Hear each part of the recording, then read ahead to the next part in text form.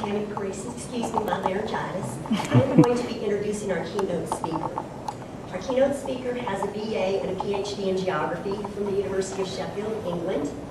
In 2008, he received the Distinguished Scholarship Honors of the Association of American Geographers, which is the professional organization for geographers. He has numerous publications. I couldn't count the number of publications, so I can't give you an exact number, but they include both journal articles and books. And he actually wrote the textbook that I am going to be using to teach a geography course over the summer. He is a Virginia Tech University Distinguished Professor and Senior Fellow for International Advancement. And his presentation, which we've already mentioned, is Transdisciplinary Research, Wicked Problems, and Zombie Institutions. Dr. Paul Knox.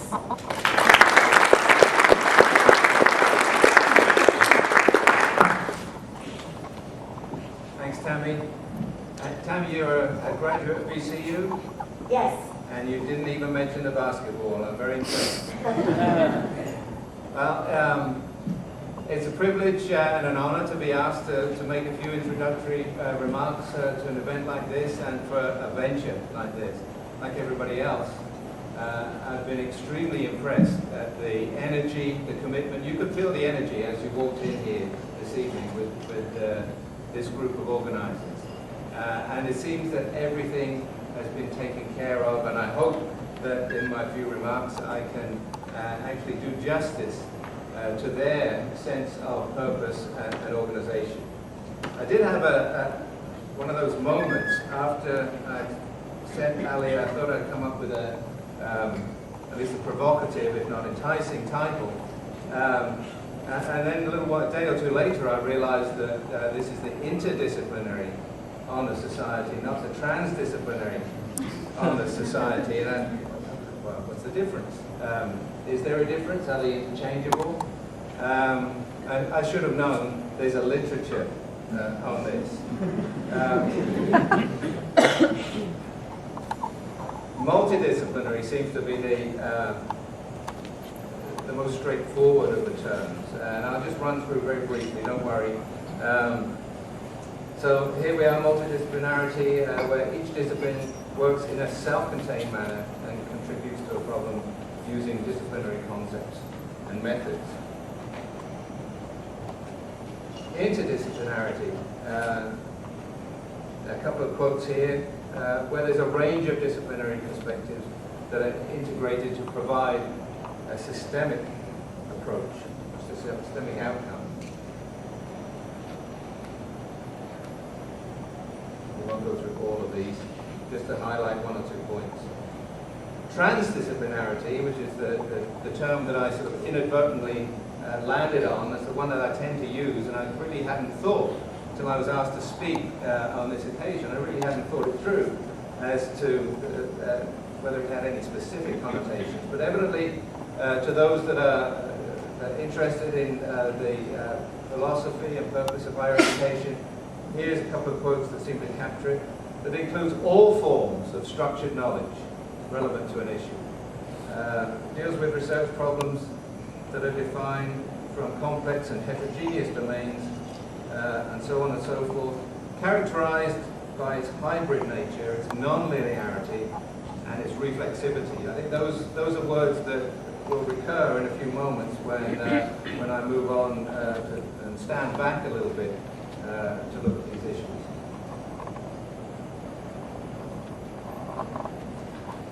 I also discovered that a number of other terms. This one was new to me. Open transdisciplinarity, except that not only are there multiple constructions of knowledge, but also that these are developed within multiple worldviews, and so on.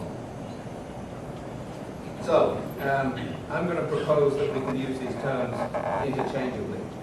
Otherwise, we need volunteers to step up and create 3 more, at least, honor societies.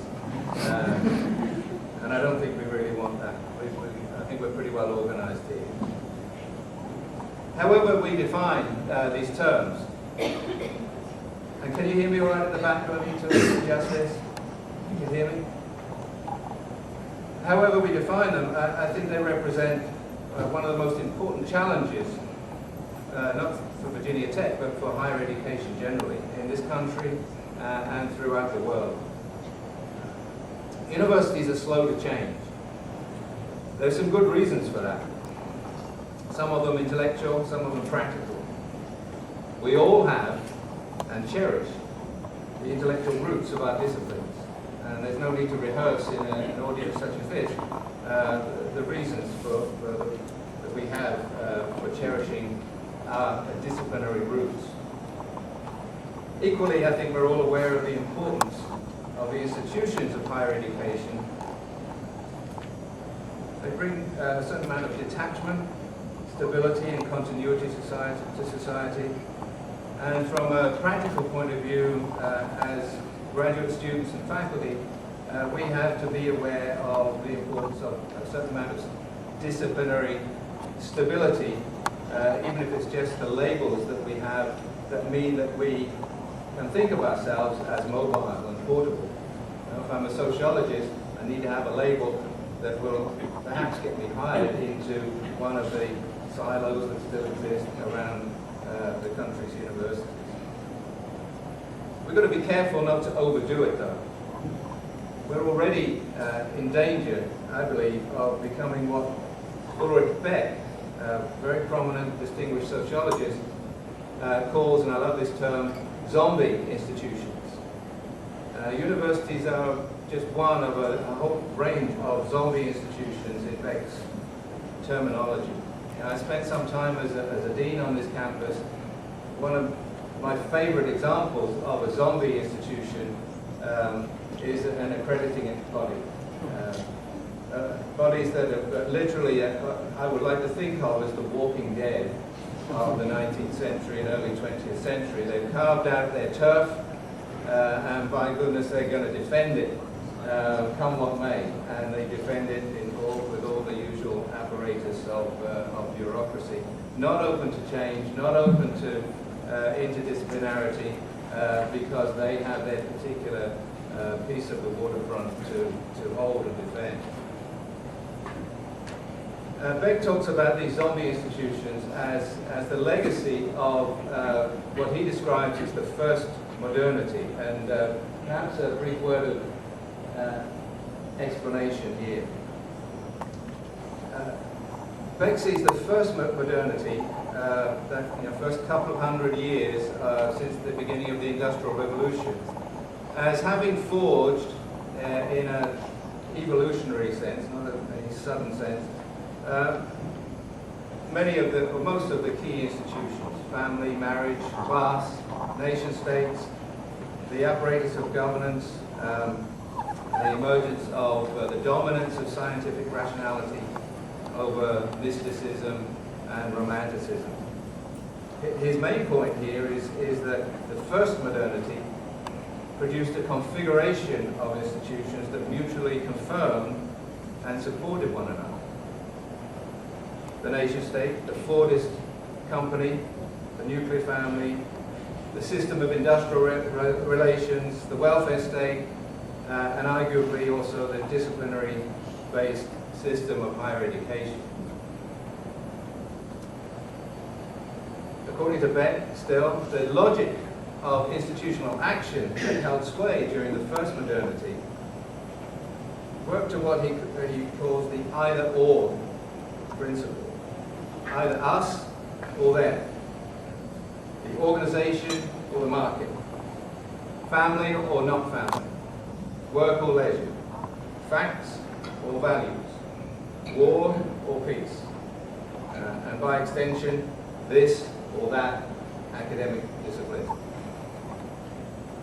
But as we know, things have changed, especially since, and I just arbitrarily really put a date, very dangerous thing to do, 1975. After the OPEC oil price hike, the system shock to the world economy, the offshoring of a lot of jobs from the north, so-called, the beginning of a still beginning unfolding process of cultural and economic globalization that's transcended, certainly, and rendered to a degree obsolete the 18th and 19th century frameworks of national states.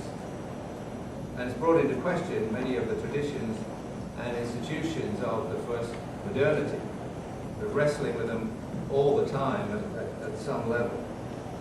So Beck talks about a second modernity, a reordering and remodernizing of our institutions in the context of all of this, in the context of globalization, in the context of new technology systems, new levels of interdependency, and so forth. One could talk at length about this. Of course, many of the institutions of the first modernity are still with us. In fact, most. Many are under pressure, under fire, and proving difficult to go away. But as we are undergoing this remodernization, and you can tell that I buy into Beck's argument here, we are seeing some new institutions emerge, and we're at the same time seeing some sort of backlash effects as various components of society object and throw up obstacles. But there are some obvious examples, I think, of new institutions, remodernized institutions that have been established in order to get around, literally get around sometimes these changes. So supranational organizations like the European Union.